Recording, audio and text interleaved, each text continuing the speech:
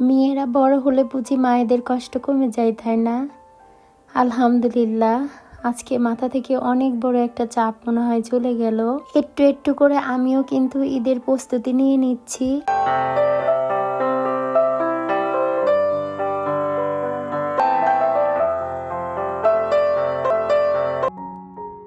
আসসালামু আলাইকুম, আমি সাদিয়া পুকুরা থেকে বলছি। মম সাদিস লাইফস্টাইল চ্যানেলে আপনাদেরকে নতুন আরেকটি ভিডিও দেখার জন্য স্বাগত জানাচ্ছি।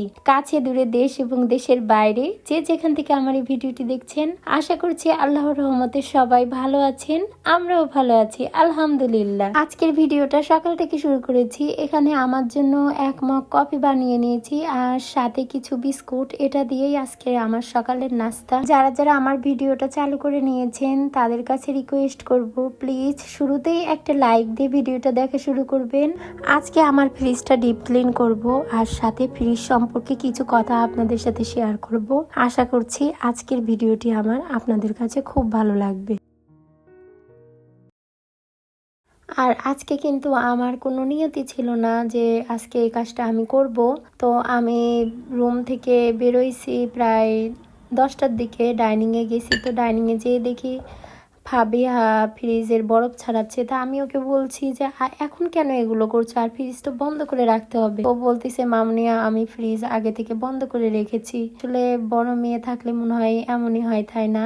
আমার মেয়েটা দেখতে দেখতে বড় হয়ে যাচ্ছে, মনে হয় এই তো সেদিন সে হইলো, অথচ এখন কিন্তু অনেকটাই বোঝে। আমাকে আমার সংসারের কাজে কিন্তু অনেক হেল্প করে। ফ্রিজটা বরাবরই ফাবিয়ার বাবা পরিষ্কার করেছে। যখন সে চলে যাবে, যাওয়ার আগেও কিন্তু ডিসেম্বর মাসে আমাকে ফ্রিজটা খুব সুন্দর করে পরিষ্কার করে দিয়েছে, তিনি গিয়েছেন। তো তারপরে ঈদের সময় ফ্রিজটা অত বেশি নোংরা হয়েছিল না, ওই জন্য আমি আর পরিষ্কার করি নাই। এখন করব করব ভাবতেছিলাম, কিন্তু কবে করব সেটা কিন্তু আমি ভেবে রেখেছিলাম না। তো আজকে হঠাৎ করে এই মেয়েটা দেখে করতে নিছে। এটা কিন্তু হোম জেকেলেই হয়ে গেছে আর মনে হলো খুব বড় একটা কাজ হয়ে গেল। তো এখানে দেখেন কি চাপ ধরে ধরে হচ্ছে বরফগুলা ছিল। আমি একটা ছুরি নিয়েছি আর ফ্রিজটা যেহেতু আগে থেকে বন্ধ করা ছিল, এই জন্য বরফ ছাড়াতে কিন্তু আমার কষ্ট হয় নাই। আর আপনারা দেখেছেন আমি কিন্তু ফ্রিজের পিছনটাও খুব ভালো করে পরিষ্কার করে নিয়েছি। তারপর ফ্রিজের ভিতরে আমি ওয়াশিং পাউডার আর সামান্য কুসুম কুসুম গরম পানি দিয়ে পুরো ফ্রিজটা পরিষ্কার করে নিয়েছি। আর দেখবেন খাবার রাখতে রাখতে কিন্তু ফ্রিজের মধ্যে একটা কেমন একটা বাজে গন্ধ করে। তো এখানে আমি কুসুম কুসুম গরম পানির সাথে পুরো একটা আস্ত লেবু নিয়ে নিয়েছি। লেবুর রসটা দিয়ে তারপরে আবার আমি ভালো একটা সুতি কাপড় দিয়ে সুন্দর করে ফ্রিজটা শেষবার মুছে নিচ্ছি। আপনারা যদি লেবু না দিতে চান তাহলে হোয়াইট ভিনেগার ব্যবহার করবেন, তাতে করে যে ফ্রিজের যে বাজে একটা গন্ধ, ওই গন্ধটা কিন্তু চলে যাবে। আর ফ্রিজের যে রাবারের মতো অংশটা থাকে সেগুলোও কিন্তু আমি খুব ভালো করে ছোট্ট একটা ব্রাশ দিয়ে পরিষ্কার করে নিয়েছি। ফ্রিজ যেদিন পরিষ্কার করবেন সেই দিন কিন্তু ঘন্টাখানেক আগে ফ্রিজের লাইনটা বন্ধ করে দেবেন। আর যদি আরও একটা ফ্রিজ থেকে থাকে তাহলে যে ফ্রিজের যে খাবারগুলো থাকবে সেই খাবারগুলা ওই ফ্রিজে রাখতে পারেন। আর যদি কারো ফ্রিজ না থাকে তাহলে অন্য কোনো বাসায়, আমাদের তো অনেকেরই চেনা জানা বাসায় থাকে, সেখানে কিন্তু আমরা খাবারগুলো রাখতে পারি। আর সবচেয়ে ভালো হয় ফ্রিজ পরিষ্কার করার আগে আমরা বাজার সদাইটা কম করব, যে ফ্রিজে জানি আমার বাড়তি কোনো কিছু না থাকে, অল্প কিছু জানি থাকে, তাহলে কিন্তু ফ্রিজের জিনিস নষ্ট হওয়ার কোনো সম্ভাবনা থাকে না। কারণ আমরা যেদিন ফ্রিজটা পরিষ্কার করব সেদিন কিন্তু কমপক্ষে 2-3 ঘন্টা লেগে যায়, ফ্রিজে আর কিছু রাখতে পারি না। তো আমি এখানে ফ্রিজটা ভালো করে লেবু পানিতে পরিষ্কার করে নিয়ে যে ফ্রিজের যে র্যাক বক্স ডিমের কেসগুলো ছিল সেগুলো কিন্তু আমি লাগিয়ে নিলাম। নিয়ে লেবু পানিটা দিয়ে ফ্রিজের সামনে আমি পরিষ্কার করে নিচ্ছি। আর আমার ফ্রিজ যেহেতু ব্ল্যাক কালার, এই জন্য যে কোনো একটা ময়লা কিন্তু খুব তাড়াতাড়ি স্পষ্ট হয়ে চোখের সামনে ভাসে। তো আমার ফ্রিজটা কিন্তু সম্পূর্ণ পরিষ্কার করা হয়ে গেছে। আমার ফ্রিজ দেখতে কিন্তু এখন পুরো নতুনের মতো লাগছে, মাশাআল্লাহ। আমি ফ্রিজটা পরিষ্কার করে কিন্তু ফ্রিজের লাইন এখনো দেই নাই। আপনারাও কখনো এই ভুলটা করবেন না, কারণ ফ্রিজ পরিষ্কার করতে যাওয়ার আগে কিন্তু ফ্রিজটা ঘুরিয়ে নিয়েছি আর সাথে পিছনটা পরিষ্কার করে নিয়েছি। এই কারণে কিন্তু ফ্রিজটা আমার একটু নড়াচড়া হয়েছে।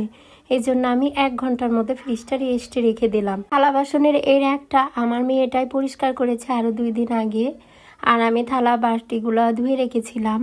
তো সেগুলো এখন র্যাকে সাজিয়ে নিচ্ছি। আসলে ঈদের প্রস্তুতি কি নেব, যার জন্য নেওয়া, যাকে নিয়ে আমাদের পরিপূর্ণ একটা ঈদ হবে, এবারে 2টা ঈদ হবে, তাকে ছাড়া আমাদের ঈদ। তারপরও সংসারের কাজ করতে হবে, তো যেহেতু 2টা মেয়ে আছে।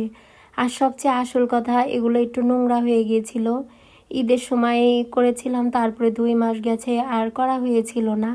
এই জন্যই আর কি পরিষ্কার করলাম। ঈদ মূল বিষয় ছিল না, মূল বিষয়টাই ছিল নোংরা হয়েছে, পরিষ্কার করতে হবে। তো ওই জন্যই এগুলো একটু পরিষ্কার করে নিলাম। এখন আস্তে আস্তে যে সংসারের আর যে কাজগুলো আছে সেগুলো আস্তে আস্তে করব। র্যাকটা গুছিয়ে নিতে নিতে কিন্তু আমার অনেকটা সময় পার হয়েছে। 1 ঘন্টা হয়েছিল না ঠিকই, কিন্তু তারপরও 45-50 মিনিট হয়েছিল। এখন ঠিক 11টা 20 বাজে। আমি এখন ফ্রিজের কানেকশনটা দিব। তো তার আগে আমি ফ্রিজের মধ্যে 1 বোতল পানি রেখে দিচ্ছি।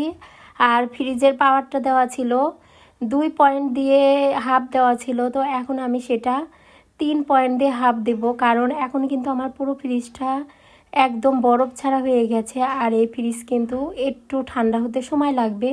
এই জন্য আমি পাওয়ারটা বাড়িয়ে দিলাম। আর যারা জানেন না তাদের জন্য কিন্তু এটা খুব একটা গুরুত্বপূর্ণ একটা টিপস। এখন আবার ঠিক 12:30টায়, প্রায় 1 ঘন্টা 5 মিনিট পর আমি ফ্রিজে খুললাম ফ্রিজটা। ফ্রিজ খুলে দেখলাম যে ফ্রিজটা আমার কি ঠান্ডা হয়েছে। তো দেখলাম হ্যাঁ, আলহামদুলিল্লাহ ফ্রিজটা কিন্তু আমার ঠান্ডা হয়েছে। তারপর আমি ফ্রিজের পাওয়ারটা কিন্তু সে আগে যেমন ছিল 2 পয়েন্ট দিয়ে হাফে, সেখানে দিয়ে আমি নর্মালি যে খাবারগুলো ছিল সেগুলো রেখে দিচ্ছি। আর আপনারা কিন্তু ফ্রিজে খাবার এয়ারটাইট বক্স ব্যবহার করবেন, তাহলে কিন্তু ফ্রিজে যে বাজে গন্ধটা হয় ওটা আর কখনো হবে না। আর তার সাথে সবচেয়ে বড় একটা বিষয় হচ্ছে, এক খাবারের গন্ধ আরেকটা খাবারে যাবে না।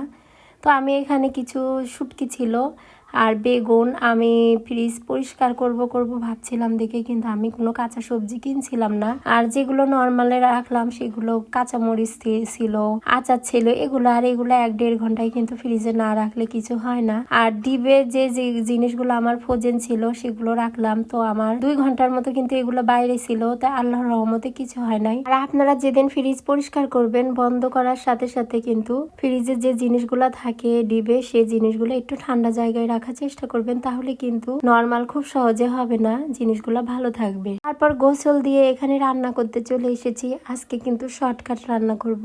ফ্রিজ পরিষ্কার করা ছাড়াও কিন্তু আজকে ঘরের অনেক কাজ করেছি, ঘরের ঝুল ঝেড়েছি, সেগুলো আর আপনাদেরকে দেখালাম না, ভিডিওটা অনেক বড় হয়ে যাবে। তো এখানে আমি মুরগির মাংসটা লেবু আর লবণ দিয়ে একটু মাখিয়ে নিলাম। আমার এই ভিডিওর এখন পর্যন্ত যদি কেউ থেকে থাকেন আর একটা লাইক দিতে যদি ভুলে যান, প্লিজ একটা লাইক দিয়ে নিবেন। আপনার একটি লাইক কিন্তু আমার কাছে খুব বেশি গুরুত্বপূর্ণ। আপনার একটি লাইকের কারণে কিন্তু আমার এই ভিডিওটি আপনার মতো আরো অনেকের কাছে পৌঁছে দিতে সাহায্য করবে, তার সাথে আমাকে নতুন নতুন ভিডিও বানাতে উৎসাহ জাগাবে। তাই বলছি প্লিজ একটা লাইক দিবেন। প্রথমে কিন্তু আমি অনেকগুলা পেঁয়াজ বেরেস্তা করে নিলাম, নিয়ে এখন আমি মুরগির মাংসটা ভেজে নিচ্ছি। আর আমি কিভাবে চিকেন বিরিয়ানিটা রান্না করি সেটাই আপনাদের সাথে শেয়ার করছি।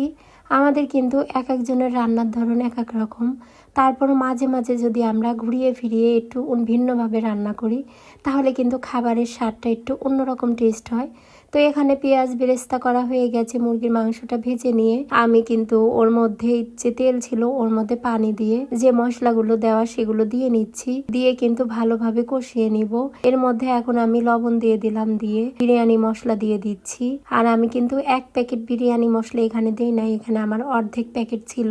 আমরা কিন্তু বেশিরভাগ পেঁয়াজ ভেজে তারপরে মশলা কষায়, কিন্তু আজকে কিন্তু আমি পেঁয়াজটা কিন্তু মশলা কষানোর মাঝে দিয়ে দিচ্ছি। এইভাবে রান্না করে দেখতে পারেন, খাবারটা কিন্তু অন্যরকম একটা স্বাদ আসবে। তো আমি মশলাটা একদম ভাজা ভাজা করে যখন তেল এসেছে, তখন আমি ভাজা মুরগির মাংসটা দিয়ে দিলাম। এখন আমি চালটা ধুয়ে নিচ্ছি। আর চাল ধুইতে ধুইতে আমার একটা মিষ্টি আপুর কমেন্ট করে নিচ্ছি। পায়রা জান্নাত আইডি থেকে একটা আপু আমাকে কমেন্ট করেছে, আসসালামু আলাইকুম আপু, আজ প্রথম আপনার ভিডিও দেখে চ্যানেল ভিজিট করলাম। অনেক সুন্দর ভিডিও বানান আপনি, আমার অনেক পছন্দ হলো। আপনার ভিডিও এখন থেকে রেগুলার দেখার চেষ্টা করব। ভালো থাকবেন, আল্লাহ হাফেজ। ওয়ালাইকুম আসসালাম আপু, আপনার নামটা কি? পরবর্তীতে যদি আমার ভিডিও আপনি দেখেন তাহলে কিন্তু অবশ্যই আপনার নামটা লিখে যাবেন। আর আপনি আমাকে এত সুন্দর করে কমেন্ট করেছেন, আপনার জন্য মন থেকে অনেক দোয়া রইল আপু। আপনি খুব ভালো থাকেন পরিবারের সবাইকে নিয়ে। আমার এই আপুটার কিন্তু কোনো চ্যানেল নেই, ইনি কিন্তু একজন সাধারণ দর্শক। আর খুব সুন্দর করে কিন্তু কমেন্টটা করেছে। তো আমি চাল ধুয়ে তারপরে কিন্তু মাংসটাও আমার হয়ে গেছে, মাংসের মধ্যে দিয়ে দিলাম, দিয়ে আবার ভালো করে নাড়াচাড়া করে দিয়ে নিচ্ছি। এখন আমি আরেকটা মিষ্টি আপুর কমেন্ট পড়বো। এই আপুটা আমার শুরু থেকে ছিল, এখন পর্যন্ত আছে। ফারিয়াস ফ্যামিলি ব্লগ থেকে আপুটা আমাকে লিখেছে, প্রিয় আপু, লাউ দিয়ে মাছ রান্না করলে টিপসগুলো ভালো লাগলো। পাটায় বেটে ভর্তা দারুণ হয়েছে দেখতে, সাথে পাটায় মেখে ভাত শান্তির খেতে। দোয়া রইল আপু, আল্লাহ হাফেজ। আমার মিষ্টি মিষ্টি প্রিয় আপু, আপনি আমাকে এত সুন্দর করে কমেন্ট করেছেন, আপনার জন্য অনেক ভালোবাসা আর দোয়া রইল।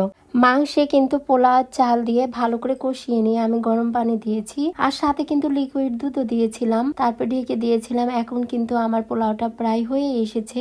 এখন আমি কিছুটা গুঁড়ো দুধ, একটু ঘি আর একটু পেঁয়াজ বেরেস্তা দিয়ে আবার নাড়াচাড়া করে দিয়ে নিচ্ছি। তো আমার এই ভিডিও এখন পর্যন্ত যারা যারা দেখেছেন, আমার ভিডিওর কোনো অংশ কিংবা আমার কথাবার্তা কিংবা কাজ আপনাদের কাছে যদি ভালো কিংবা খারাপ লেগে থাকে, তাহলে কিন্তু আমাকে কমেন্টের মাধ্যমে জানাইতে পারেন। আর যারা যারা আমার চ্যানেলটি সাবস্ক্রাইব করেননি, তারা চাইলে আমার চ্যানেলটি সাবস্ক্রাইব করে পাশে থাকা বেল অনটি অন করে রাখতে পারেন। আমি নতুন কোনো ভিডিও ছাড়ার সাথে সাথে আপনাদের কাছে নোটিফিকেশন চলে যাবে, আপনি আপনার সময় সুযোগ মতো দেখে নিতে পারবেন। আর এখন পর্যন্ত যারা যারা এই কাজটি করেছেন, তাদেরকে অনেক অনেক ধন্যবাদ জানাই। তো আজকের ভিডিওটা আমার এখানে শেষ করতে হচ্ছে। তো 2 মেয়েকে খেতে দিয়েছি, ওরা খেতে খেতে আপনাদের কাছে বিদায় নিয়ে নিচ্ছি। সবাই ভালো থাকবেন, সুস্থ থাকবেন। আল্লাহ হাফেজ, আসসালামু আলাইকুম।